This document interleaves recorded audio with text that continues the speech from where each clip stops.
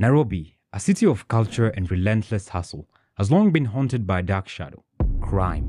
By the early 2010s, this menace had been so pervasive that it practically defined the city's image, earning Nairobi the nickname Nairobi. Carjackings, muggings, and gang violence weren't just news. They were a daily reality, painting the streets with fear and uncertainty. Then came 2012, and with it, a game changer of a film: Nairobi Half Life. It exploded onto the scene, showing the reality of life in the city. Directed by David Kitonga, this film didn't just tell another story. It offered a look into the harsh realities faced by Nairobi's youth, wrapped in a narrative of crime, corruption, and shattered dreams. Nairobi Half Life was able to become a cultural milestone by striking a chord with audiences and resonating deeply with the challenges they had faced in Nairobi, making the film's impact undeniable. And beyond its borders, it put Kenyan cinema on a global map, earning international acclaims and becoming Kenya's first official submission for the Best Foreign Language Film category at the Oscars. Join me as I dive deep into this Kenyan classic to uncover what makes it not just a film, but a bold commentary on the social-economical struggles and the resilience of the Kenyan spirit. But before we get into the video, if you're a fan of Kenyan films or just love soaking up that rich Kenyan culture, go on ahead and hit that subscribe button. I've got plenty more of these videos coming soon your way. Alright, let's get into it. The story follows Mwas, a young guy from a rural village in Kenya who dreams of making it big as an actor, and he heads to the city to have a shot at his dreams.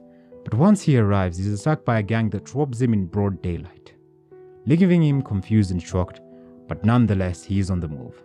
Suddenly, out of nowhere, a group of hawkers are being chased by city officials. He gets caught into the action and he is wrongfully arrested, and just like that, Mwas feels welcome into the big city of Nairobi. Mwas ends up at the central police station, where we get the most disgusting and symbolic scene in the entire film. Here Mwas cleans the filthiest toilets you'll ever see. This scene is meant to serve as a metaphor for Nairobi's corruption and depravity. If Mwas can get through this, then he can get through anything. And he does. He cleans that mess like a man possessed, showing us that he's ready for anything the city will throw his way, and nothing will deter him from his main goal of becoming an actor. It is still in here we get to meet OT, a small-time car park thief who together with Mwas are probably the best written characters in the entire movie. OT advises Mwas to be smart and find a guy named Dingo for a job when he is released. And just from Dingo's name, which literally means thief, you can probably tell the path Mwas is about to walk. The next day, Mwas is released and he makes his way to the theater, where his agent had promised him an opportunity to become an actor. But obviously there were no auditions because his agent was a con man all along. After this disappointment, Mwas goes to Dingo's place, where he gets a job working at a small kibanda restaurant. Without objections, Mwas accepts his job gratefully. The next day, as Mwas is working hard and determined at his new job, OT passes by and is disappointed by the job Dingo got him and immediately gives him the "you deserve a better job" speech. And Mwas is off, with OT ready to dive into Nairobi's underworld. OT introduces Mwas to his crew, a gang of 3 other guys who are more background characters than anything else. Time skips ahead and we see Mwas living a double life already. By day, he's an aspiring actor who auditioned for a role in a play where thieves break into rich people's homes, not to rob them, but to stack their valuables like it's some twisted game of Jenga, in the hopes of teaching them about wealth distribution or something. It's weird, but hey, it's art. And guess what? Mwas lands the role. Things are now starting to look up for our boy Mwas. But Mwas is already knee-deep in crime, climbing the ranks and earning respect in his gang. They've also graduated from stealing car parts to full-on car heists, and everything seems to be going smoothly for him until it's not. A dispute over the profits between OT and Dingo's gang heats up, and before long, it escalates into a full-on brawl. In the chaos, Mwas ends up killing Dingo, marking a point of no return. The gang is then arrested by 2 corrupt officers who have been on their tail throughout the film, but instead of taking them to jail, the officers drive them to an abandoned building, where they are left to face their fate. It's a brutal, bleak ending to a story that started with such high hopes. This scene meant to show the corruption and imbalance of power in Nairobi, The lack of justice and the need to bribe the police to avoid harm reflects a system where the enforcers of the law are flawed and corrupt as the criminals they pursue. Instead of the police being fair and taking them to court, Moss and his crew are swallowed by an oppressive system that only seems to entrench people in their desperate situations. This all highlighting how systematic corruption undermines justice and perpetuates a cycle of violence and crime, showcasing just how deeply flawed the justice system in Nairobi can be. And like every crime movie, this all culminates in a tense, nail-biting showdown as the gang tries to make their escape. But as you might expect in a tale like this, things don't end well.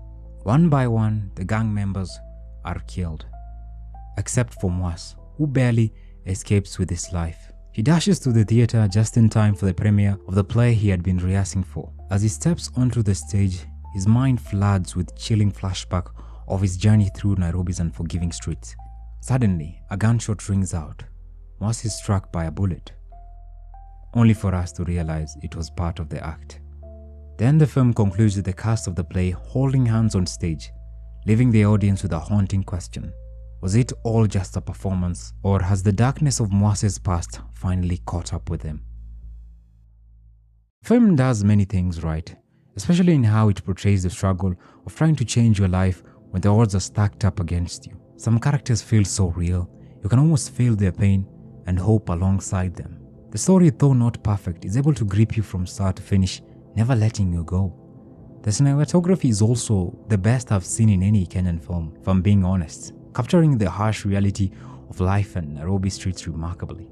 It makes the city feel alive and intense, almost like another character in the story. The soundtrack also adds to the emotional weight, perfectly complementing each scene's mood. The film's use of language is also a highlight, weaving different tongues into the narrative to reflect the diverse setting of Nairobi. From Sheng on the streets to Kikuyu in the rural areas, this linguistic diversity not only enriches the narrative, but also pulls you deeper into the world of the film, making it feel authentic and immersive. However, not everything is perfect.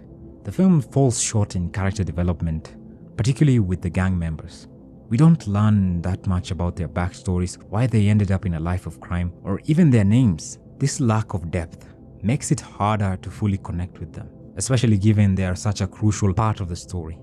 Also, the dark portrayal of Nairobi, depicting the city as a place full of crime, sorrow, and suffering, has raised some eyebrows. Despite being a Kenyan production, the film was heavily influenced and produced by German companies, leading some to question its authenticity. But if you dig in a little deeper, you will see this portrayal serves a critical purpose. Nairobi, like many cities, demands more than just survival. It requires navigating complex social and economical challenges, highlighting the real struggles many face. Moss's journey is used very well to show us how hard it is to break free from cycles of poverty and crime, and here the film deserves credit for raising genuine questions about how our environment can shape us, especially in Moss's case, where he struggles to maintain his identity as a naive village boy while battling the harsh realities of city life. This creates an illusion of choice, particularly as he becomes more entangled in crime, not out of desire, but out of necessity to survive in this unforgiving city. In such an environment, a person's life story is often not entirely self-authored. It's heavily influenced by external factors like economical hardships of a developing city like Nairobi. But let's not let Moss off the hook entirely. While corruption and bad governance create a tough environment, the best among us rise above these challenges and make a difference despite the odds. Nairobi isn't a city that forces people into crime. It's the bad choices of individuals like Moss that contributes to its darker reputation. Plenty of people have come to Nairobi, faced the same hardships, and still managed to turn their dreams into reality. When Moss landed the role in the play, he was handed a golden opportunity to follow his dreams, but instead of seizing it, he chose the quick and dangerous path of crime. This decision, above all, is where Moss's true fault lies. His downfall wasn't a result of the city's influence, but his own misguided choices. So, in the end, Nairobi Half Life isn't just a story about Nairobi. It's a story about the life of crime. It's a tale that goes beyond the city's borders, reflecting the universal struggle between ambition and temptation, opportunity and downfall. While Nairobi serves as the backdrop, the real focus is on the choices people make when faced with hardships In the end, the film tries to convince you that Moas was able to leave the life of crime behind. But the real question is, did he make this choice on his own, or was it simply a case of survival? Moas's story is a cautionary tale, reminding us that while crime may seem glamorous in the moment, it's a path filled with pain and loss. Nairobi Half Life isn't just about one man's journey in a big city. It's about the dangers and temptations of crime and the devastating consequences that follow.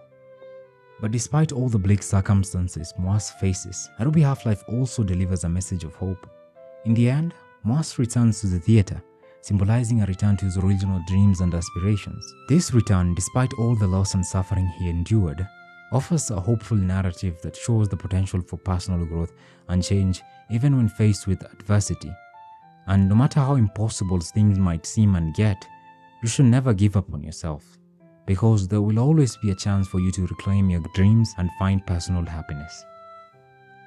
So the big question remains, is Nairobi Half Life the best Kenyan film ever made? Well, not really, but it's still a great film that achieved a lot with very little. It tackled themes that are highly relevant to Kenyan society back then and even now. While many films have explored crime in Nairobi, Nairobi Half Life took a fresh approach by focusing on one person's journey. This genuine portrayal resonated with viewers, helping the film stay true to its Kenyan roots and putting Kenyan cinema on the top. Overall, I'd give it a 7 out of 10.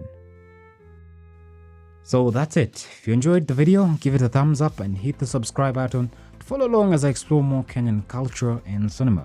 I'm also excited to dive into more reviews and discussions with you, so do share your favorite films in the comment.